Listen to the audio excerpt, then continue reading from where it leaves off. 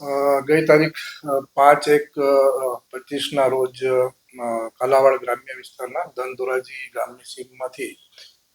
3 વ્યક્તિઓના અપહરણ થયા સંબંધી હકીકત ફરિયાદી શ્રી સુનિલભાઈ કારુભાઈ પેટનાઓએ આપેલ, જેઓ મૂળ રહેવાસી એમપીના છે અને તેમના જ સંબંધીનું અપહરણ થયેલ, જેમાં એક બોલેરો ગાડી લઈ અને 4 ઈસમો આવી ડીકાપાટણનો માર મારી અને અપહરણ કરેલા હકીકત જણાવેલ. જે અનુસંધાને ફરિયાદ દાખલ કરી અને આ બોલેરો ગાડી સફેદ કલરની હોય તે મુજબ સીસીટીવી કેમેરા જોઈ અને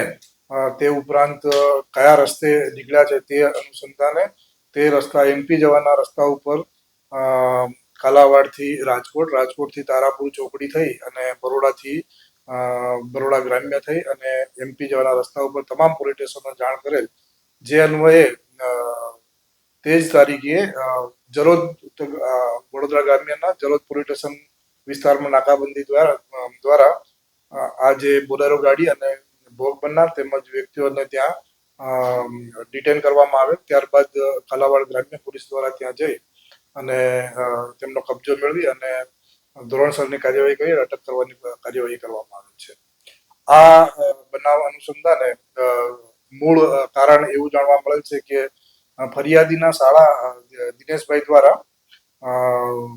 આરોપી વિક્રમભાઈની બેન જીગલીબેનનું સાથે મેરેજ કરવા માટે લઈ ગયેલા હોય, જે અનુસંધાને તેના સંબંધી બેન બનેવી અને ભાણિયાને આરોપી વિક્રમ અને તેના સાગરીતો દ્વારા અપહરણ કરેલાની હકીકત જાણવા મળે છે.